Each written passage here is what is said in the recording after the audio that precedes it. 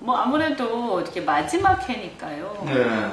임기 마지막 해니까 뭐랄까 이렇게 연습할 시간이 별로 없잖아요. 네. 그래서 오히려 경험이 있는 사람을 찾았던 게 아닌가. 또 실수를 하면 안 되고 여러 가지 이제 어려운 일들이 많이 있으니까. 그래서 일단 경험자를 좀 더 이렇게 고려를 했던 것 같고요. 그 다음에 뭐 아무래도 대표하고의 어떤 교감, 또 친분 이런 것도 대표의 어떤 그 생각을 또 많이 이해를 해야 되니까 그런 교감도 좀 고려를 할 것 같고, 그 외에 이렇게 글쎄요, 이렇게 뭐 제가 어떤 색깔이 분명한 그런 건 아니니까 좀 이렇게 아무래도 선거 총선 앞두고 어떤 좀 뭐랄까요, 이렇게 그 설화에 휘말리면 안 되지 않습니까? 그래서 그런 부분에 있어서 그래도 비교적 제 국회 내에서는 좀 그래도 말이 점잖은 편에 속하고요. 평가를 받고 있고 뭐 그런 것들 이런저런 것들이 좀 많이 좋게 고려가 돼서 그 덕분인 것 같습니다. 네. 팀워크를 다진 것까지는 잘 모르겠고요, 솔직히. 네. 그냥 이제 제가 좀 편하게 지내는 편이에요. 그러니까 이종걸 의원님하고는 평소에도 이렇게 뭐 같이 이렇게 얘기도 또 지역구가 바로 저희 지역 옆이거든요. 네. 그래서 지난번에 이제 뭐 여러 가지 이제 선거, 지방선거를 비롯해서 큰 선거 때도 그렇고 협조도 좀 해가면서 또 이런저런 어떤 걱정에 대해서도 서로 공유를 많이 하고 그런 편이죠. 네. 소통이 불통이거나 그런 건 아니거든요. 얘기 잘 오히려 이제 너무 말씀을 많이 하셔서 시간을 너무 투자를 많이 하시죠. 이 사람하고 얘기하는데 그러다 보니까 좀 시간을 비효율적으로 쓰는 그런 문제가 오히려 단점으로 얘기가 되기도 할 정도거든요. 그러니까 소통하는 거는 괜찮다라고 생각을 하고요.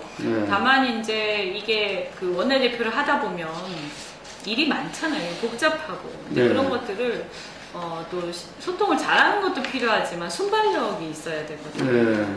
민첩함과 이제 이런 부분은 좀 또 저희가 주변에서 이렇게 고자를 하면서 잘 받쳐야 되지 않을까 그렇게 생각합니다.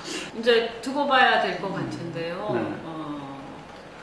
합의가 되지 않겠습니까? 사실은 뭐 근본적인 본질적인 부분에 대해서 합의가 된 거기 때문에 다만 그 문장관 회의만 문제는 이거를 별개로 보고 이렇게 연계를 해서 되겠냐라는 지적도 있지만 사실은 이게 완전히 별개 사안이면 이걸 하나를 가지고 하나를 거는 일종의 그 딜을 하는 걸로 보일 수 있는데 이게 내용을 잘 보면 별개 사안이 아니고요.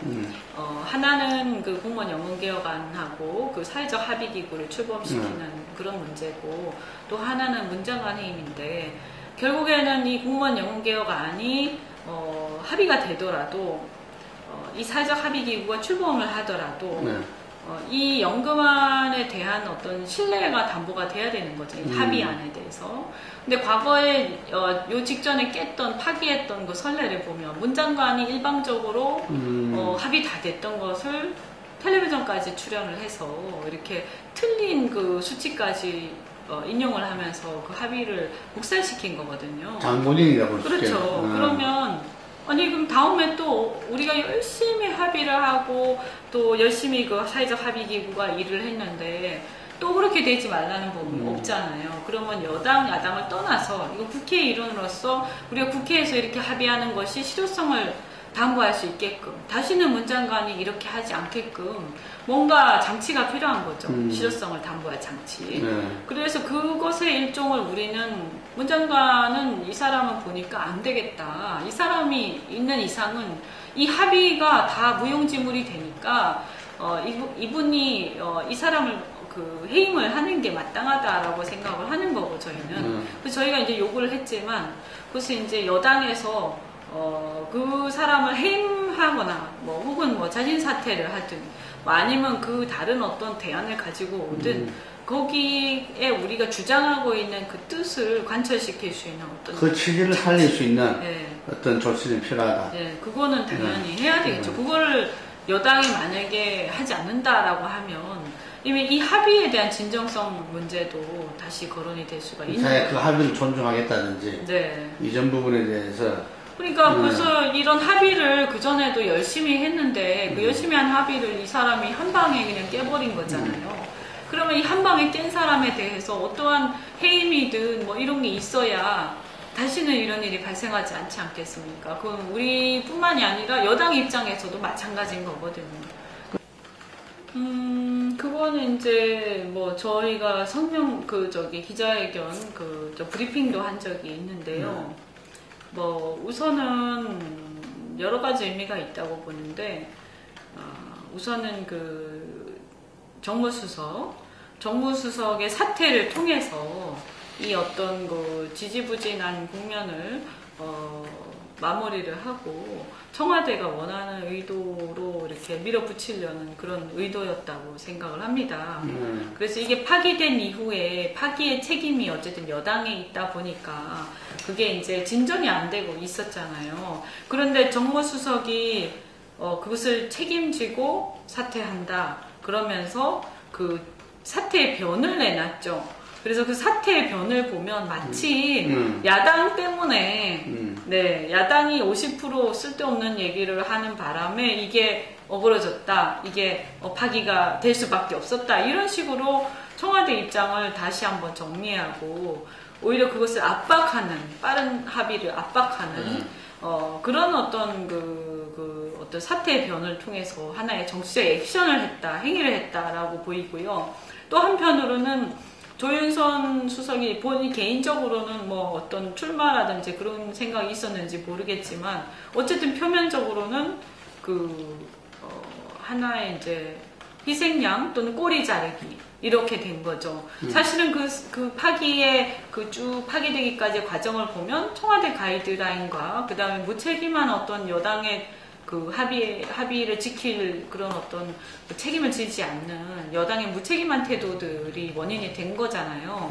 그런데 그렇게 해서 조윤선이 사퇴함으로써 이걸 딱 꼬리를 자르고 조윤선이 정무수석이 이 양쪽에 뭐 하여튼 커뮤니케이션 잘못했든 뭐 이래서 이게 문제가 됐다 이런 식의 모양을 갖추면서 그래서 꼬리를 자른 거죠. 그래서 청와대 책임 문제를 갖다가 딱 잘라버린 거고 또 한편으로는 사태의 변을 통해서 또 한 번 더 야당을 공격한 것이고 또 여당에 대해서는 자 이렇게 이런 문제를 청와대 가이드라인 이렇게 나왔는데 매끄럽게 처리하지 못하고 이렇게 되면 경질될 것이야 라는 어떤 경고 메시지도 날리고 일석삼조인 거죠.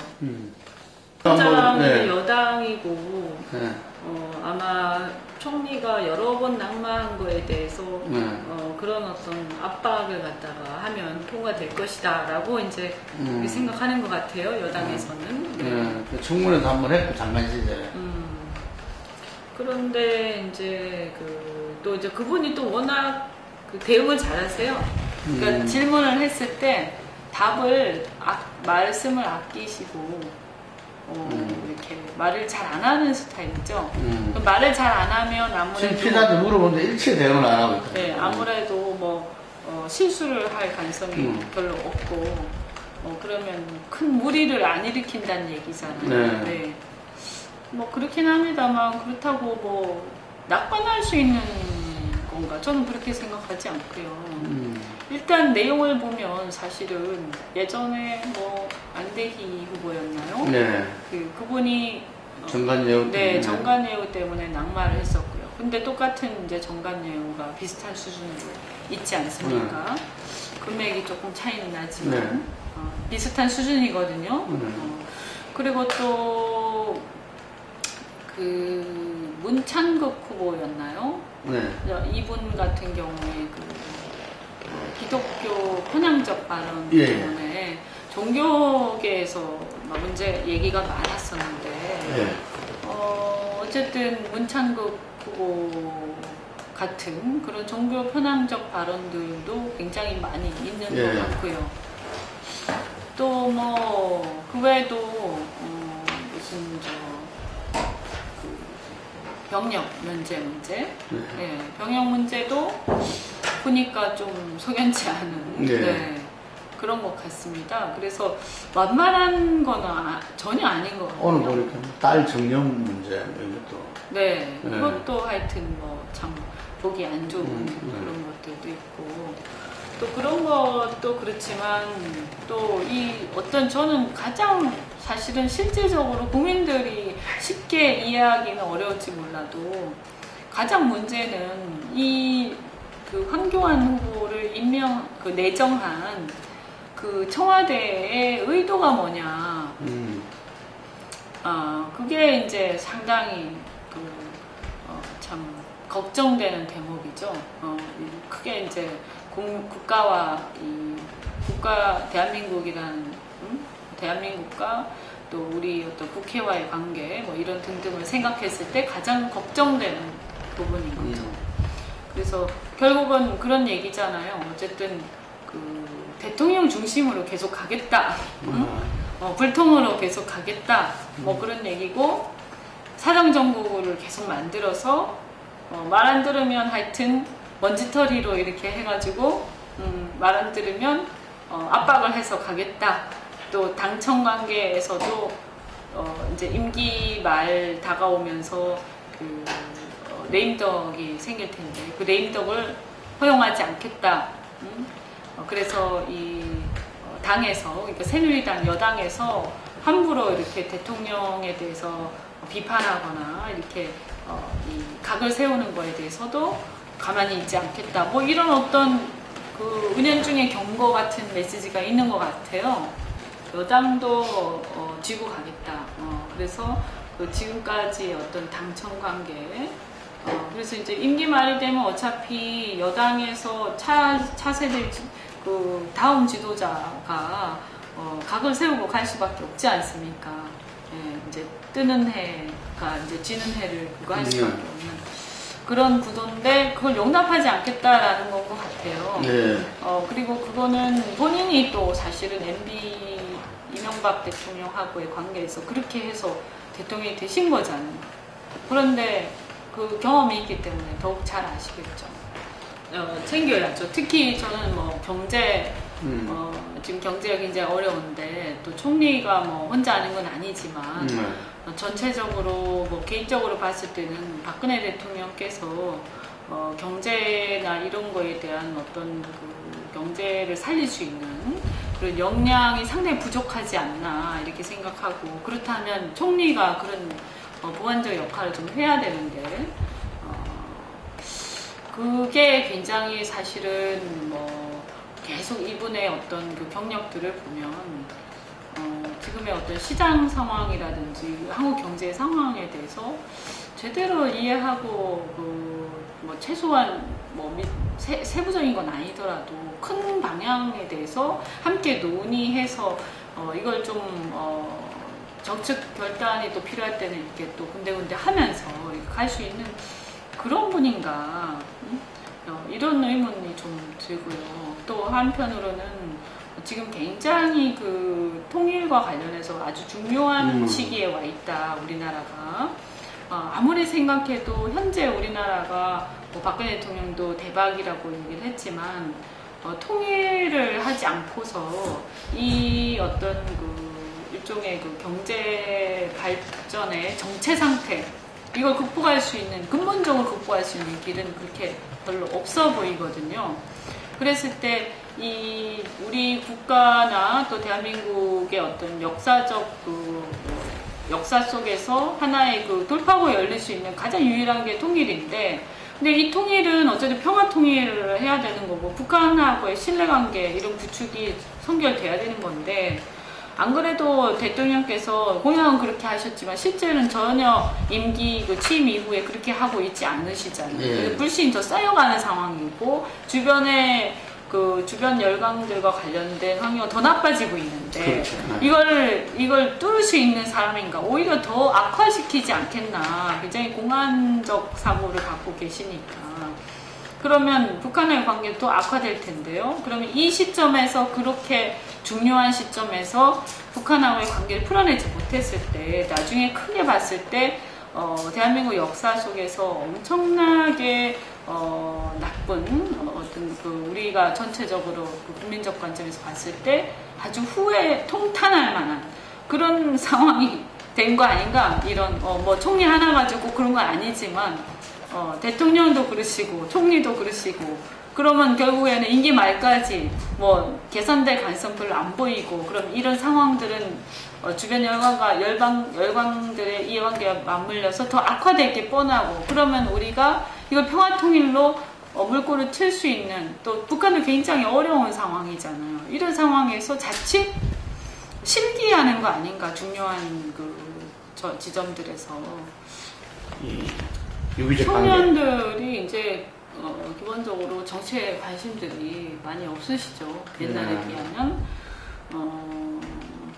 또 정치당의 이제 국회의원들 나이도 굉장히 많아졌고, 또 당도 제가 이렇게 보면 지금 현재 청년들하고 당이 생각하는 청년들하고 좀 괴리가 있는 것 같아요. 그러니까 나이로 보면 어떻게 됩니까? 이 청년위원회는 몇 살까지가?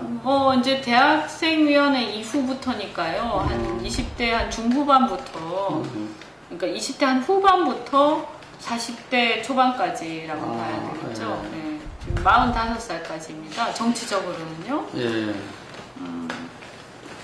그런데 이제 한참 또 사회생활을 하고 바쁠 때예요, 이때가. 예. 정치 활동을 하는 게 쉽지가 않습니다. 그렇죠. 예. 옛날하고 달리, 옛날에는 아마 이게 가능했던 게 이렇게 학교 다닐 때 뭐 사회 문제 관심도 많고, 또 학생운동 이런 분위기도 있고, 또 직장에서도 이렇게 경쟁이 그렇게 치열하진 않았잖아요. 근데 지금은 뭐 아주 지나치게 치열한, 그러니까 아주 극단적인 경쟁으로 가 있는 상태니까 이 30대, 40대 청년들 입장에서는 그 경쟁에서 살아남는 게 최우선인 거거든요. 그래서 정치 관심 가질 시간적 여유나 겨를이 별로 없는 경우가 많습니다. 자기 당장의 문제들이 심각하기 때문에. 그래서 이제 또 그 다음에 이 정치가 뭐 여러 가지 맞는 얘기도 하기도 하지만, 또 불신을 조장할 만한 나쁜 것도 많이 보여주고 있고요. 예컨대 이제 자기 희생적인 부분이나 이렇게 또 공익을 위한다기보다는 뭐 사리사욕에 이렇게 좀 더 치우쳐 있는 모습을 보인다든지, 서로 막 권력 투쟁이 그냥 지나치다 보니까 이제 이게 굉장히 눈살을 찌푸릴 정도로 이렇게 보인다든지 이랬을 때 이제 불신이 이제 심해지는 거죠. 그러면 청년들 입장에서는 평소에 그 청년들한테 뭐 그렇다고 해서 우리 당도 그렇지만 정치권에서 청년들의 문제에 그렇게 매진하는 경우도 별로 없잖아요. 그냥 선거 때나 좀 얘기를 하지. 그래서 이런 부분이 총체적으로 문제가 돼서 불신이 계속 쌓이는 청년들을 좀 정치로부터 외면하게 만드는 것, 또 여건도 그렇고, 그런데다가 또 막상 청년위원회 활동을 보더라도 마찬가지로 이게 청년들이 이 성장할 수 있는 청년위원회 활동을 통해서 정치적으로 성장하고 또 정치적으로 많은 것을 얻을 수 있는 그 계기로 삼아야 되는데, 옛날에는 보면 이 청년위원회의 청년 조직을 선거 때 활용하는 선거 조직으로 많이 인식을 했었어요, 당이.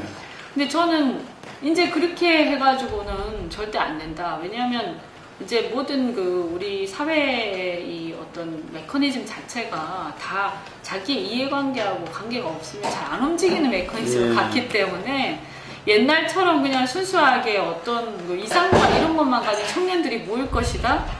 절대 그렇게 낙관하면 안 되고, 그럼 결국은 청년들한테 관심 있는 것도 우리가 제공하고, 또 그렇게 해서 모이는 청년들이 뭔가 당에 같이 활동을 하면 뭐 어떤 좋은 정보라도 하나 얻을 수 있고, 또 자기가 성장도 할 수 있고, 또 이런 어떤 평소에 듣기 힘든 좋은 강의나 이런 어떤 그런 것도 들을 수 있고 이런 좋은 경험도 제공해 줄 수 있고 이런 거를 우리가 이제 일종의 서비스를 제공을 해줘야 이렇게 모이는 거지 그냥 뭐 우리가 옳은 얘기를 하니까 와서 모여라 그렇게 하지 않는다는 거죠. 그래서 제가 청년위원장을 하면서 그 청년 정치 스쿨, 그 다음에 청년 보좌진 양성 과정, 또 청년 지방의원 협의회 이런 것들을 구성해서 또 여러 가지 네트워킹도 할 수 있게 해주고 그렇게 해서 하나의 청년 커뮤니티를 만들어야 된다. 커뮤니티. 그래서 좀 관점을 옛날에 청년들 연청할 때 그때 청년들 조직하고는 완전히 우리가 관점을 바꾸지 않으면 청년들이 모이지 않는다라는 생각하에 이제 그런 것들을 좀 진행을 했고 많이 이렇게 궤도에 올라섰습니다. 그 부분에 대해서. 사실은 이 바닥 밑바닥에 그 주민들 같은 경우에는 뭐 외람된 얘기지만 여성들이 더 정치활동하기가 훨씬 더 좋다고 생각합니다. 왜 그러냐면 우선 여성들이 굉장히 꼼꼼하고 또 감정이 풍부하잖아요. 그러니까 그 사회적 약자 이런 거에 대한 그 어떤 애정 그리고 관심 이런 것들이 굉장히 잘 그 전달이 돼요. 같이 공감도 해나가고. 그래서 그냥 쇼하듯이 물론 모든 여성이 그런 건 아니겠지만 이렇게 쇼하듯이 행사장 가서 취약층을 보면서 그냥 사진 찍고 이런 게 아니라 진짜 진심으로 그 사람들을 돕고 싶고 같이 하고 싶고 이렇게 해서 실제로 그런 사업들도 많이 벌리고 또 그거를 꼼꼼하게 끝까지 계속 처리를 하면서 어떤 그 내용들을 이루어가고 그래서 또 이렇게 하나의 또 가족 같은 그런 그 커뮤니티를 만들어내고 이렇게 하는 데는 여성이 훨씬 좋은 것 같아요. 그리고 더 그 진정성이 더 잘 전달되는 거고 좀 더 사람들이 더 신뢰하는 것 같습니다. 여성이 얘기하는 거 물론 모든 뭐 여성이 다 무조건 그런 건 아니겠지만 그래도 또 아이들 문제 또 교육 문제 이런 거에 대해서도 아무래도 엄마들이 많이 관여를 하고 관심을 갖고 있기 때문에 엄마들하고 대화를 하고 그런 것들을 구축해내는데도 여성들이 많이 좀 유리하고요.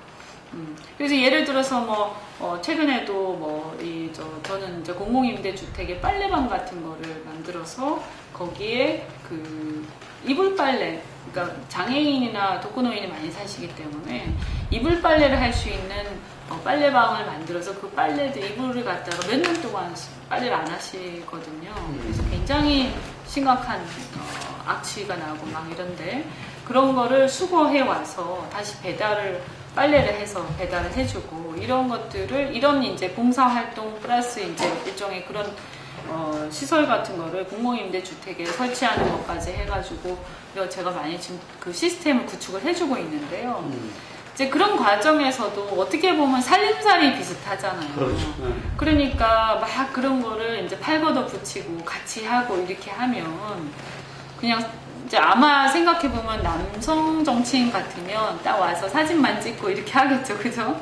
근데 이제 저는 처음부터 끝까지 그런 거를 그 시스템을 만드는 과정을 같이 하면서 정말 그 독거노인이나 장애인분들 그 가정에도 찾아가서 같이 실제 그 이불 상황도 보고 이렇게 막 하면서 할머니하고 막 이렇게 진짜 막 어떤 예를 들면 시한부 할머니 이런 분들 계시면 진짜 너무 마음이 아파서 같이 부둥켜 안고 울기도 하고 또 이렇게 자기 곧 이제 죽을 건데 이러면서 이제 나한테 관심 가지 이러면 또 마음이 아프죠. 그래서 그런 분들하고 같이 이렇게 호흡하면서 가는 거거든요. 그래서 이 어떤 여성성 같은 거가 저는 그런 바닥에서의 어떤 민심과 호흡할 수 있는 면에서 훨씬 더 저는 장점이 많고 또 사람들이 그런 여성이 그렇게 열심히 진정성 가지고 활동을 하면요 훨씬 더 신뢰를 합니다. 그리고 어떤 비리나 이런 거하고는 좀 거리가 머니까 더더군다나 그래서 또 뭐 무슨 어떤 그 돈 많은 분들 만나서 인사나 하고 또 결탁해서 뭐 하고 이런 과거의 어떤 좀 부패한 정치인상 그런 거하고는 좀 거리가 많이 멀잖아요. 그 상 자체가. 그러니까 주민들이 많이 좋아하시죠. 근데 이제 어려운 부분은 뭐냐면 기존의 정치 문화하고 융화되는 거 그런 게 많이 어렵죠. 그래서 뭐 술을 좀 마셔야 된다든지 또는 그 잘못된 관행이지만 그것이 하나의 고착화된 관행들이 있습니다. 그래서 지역에도 보면 어떤 그 단체들이 막 있는데 사실은 별로 그렇게 지역 주민들한테 큰 역할을 하지 못하는 형식적인 단체도 많이 있어요. 기관들도 있고. 그러나 이제 그런 기관들이 또 큰 그 입김이 세고 이러다 보면 거기에 이렇게 또 관계를 안 맺을 수 없지 않습니까? 정치하는 사람으로서. 그런데 그런 면에서 이제 아무래도 여성들 같은 경우에는 조직 생활을 남성처럼 이렇게 아주 세게 해온 건 아니거든요. 군대도 안 갔다 오고. 근데 군대 가면 그런 거 많이 나쁜 거지만 나쁜 걸 배운대잖아요. 그런 거를. 그런데 적응하는 거를 그 위계 질서와 기존의 어떤 잘못되었지만 기존 질서에 적응하는 법을 군대 가면 배운다 이렇게 나쁘게도 얘기를 하는데 요령이라고 했어. 요령. 예, 요령. 근데 그런 면에서 확실히 제가 느끼는 건 여성들이 좀 부족합니다. 그리고 직장 생활 저도 했지만 조직에 대한 어떤 충성이라든지 조직원으로서 질서를 지키는 이런 거는 아주 투철한 반면에 저도 직장에서 또 그런 역할을 해와서 제가 윤리위원이었고 이제 주로 그런 일들을 해왔거든요. 사회적 책임에 대한 일들. 그러다 보니까 그 안에서도 이렇게 보면 이게 내 소신하고 너무 위배되고 정말 잘못된 것일 경우에는 그걸 잘 참지 않는, 감내하지 않는 그런 경향들이 좀 있습니다. 여성들이 좀 그렇습니다, 보면. 네. 이제 그런 부분이 좀 부딪히죠, 사실. 오늘 아침에 그 최고위원회의에서 김상곤 정신위원장께서 발언하신 걸 보면 뭔가 좀 하실 것 같다라는 기대는 좀 했습니다. 사실은 큰 기대 안 하고 있다가 그걸 보면서 좀 뭔가 좀 혹시 하실 수도 있겠다. 네, 어떤 부분을 가지고? 그러니까 이제 그동안 보면 혁신이라는 게 이제 뭘 해야 될지는 다 아는 거잖아요. 그런데 실행을 못하는 게 문제 아닙니까? 근데 그 실행을 못하는 이유는 각종 기득권에 부딪혀서 못하는 거고 반대, 그죠? 그러면 이 반대를 무릅쓰고 자기가 상처 입을 거를 알면서도 그걸 무릅쓰고 밀어붙여서 그걸 관철시켜야 되는 거거든요. 그리고 그런 거를 위해서 때로는 아주 민감하고 또는 정말 곤란할 수 있는 난처한 상황에서의 논쟁도 불사해야 되는 거고. 그런데 그러려면 저는 아주 자기 신념이나 소신 그리고 굉장히 강인함과 이런 어떤 정치적 결단력 이런 거 갖춘 사람이 그걸 주도를 해야 된다라고 생각하거든요. 어떻게 보면 완전히 성공했다고 보기는 어렵지만 그래도 박근혜 대통령이 그런 과정들을 자기가 해냈기 때문에 대통령이 된 거 아니겠습니까? 그래서 그런 어떤 좀 독함이 필요한 거죠, 소위 말해서. 그래서 근데 제가 평소에 이제 김상곤 혁신위원장님 아시죠? 네, 정기도 교육감. 그럼요. 네, 굉장히 또 좋아하고 교육감 계실 때 많이 뵀었죠. 교육 문제를 가지고. 근데 교육감으로 계실 때 추진하셨을 때도 그렇고 보기에는 굉장히 점잖아 보이시지만 그래도 굉장히 열정이 있으시고 뭘 하나 했다 하면 좀 이렇게 끝까지 밀어붙이는 그런 스타일이시거든요. 좀 의외로 과격하네 이런 생각 들 정도로. 그래서 조금은 기대를 하고 있습니다. 사실 근데 환경이 이렇게 좋지는 않아요. 네. 그렇게 우리가 이렇게 녹록하게 그냥 어떤 안이 나오든 모든 거를 내려놓고 그냥 받아들이겠다 이런 환경은 분명히 아니거든요. 네, 저항이 많을 것이고 또 문제 제기도 많을 것이고 그렇겠지만 그래도 그분의 의지는 굉장히 강하더라 이런 걸 확인을 했고요. 그래서 좀 희망을 갖고 있습니다. 뭐 당대표가 기득권을 내려놓겠다 했을 때 가장 큰 거는 공천권 아닐까 이런 그냥 짐작하는데요.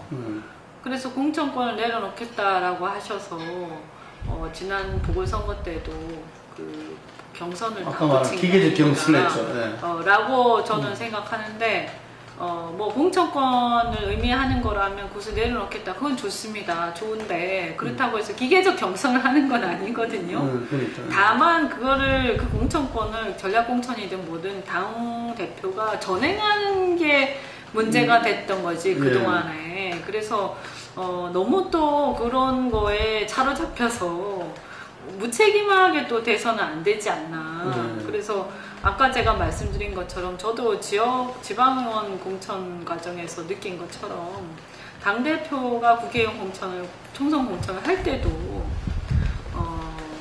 과감하게 또 우리 당의 방향성과 어떤 시대적 흐름에 맞는 사람을 공천을 할 때는 하고 또 전략공천 할 때는 하고 그걸 제대로 하고 다만 그걸 자기가 전행해서 하지 말고 객관적으로 이렇게 떳떳하게 하면 되는 거 아닌가 저는 그렇게 생각하고 또 그 결과에 책임지면 되는 것이다 라고 생각하고요. 그래서 그걸 당대표가 혼자 하는 게 아니라 어떤 진짜 그 집단지성의 발현에 따라서 그래서 그 무슨 계파별로 나눠먹기 이렇게 할 문제도 아니고 비록 뭐 나하고 친한 사람이라도 비록 뭐 내가 이렇게 키운 사람이라도 그 사람이 객관적으로 현재 시점에서 경쟁력이 떨어지거나 아니면 시대적 흐름에 맞지 않거나 국민들한테 큰 기여를 하지 못한다고 생각한다. 또 당의 정체성에 맞지 않거나 그러면 또 그것은 버릴 줄도 알아야 된다 라고 생각합니다.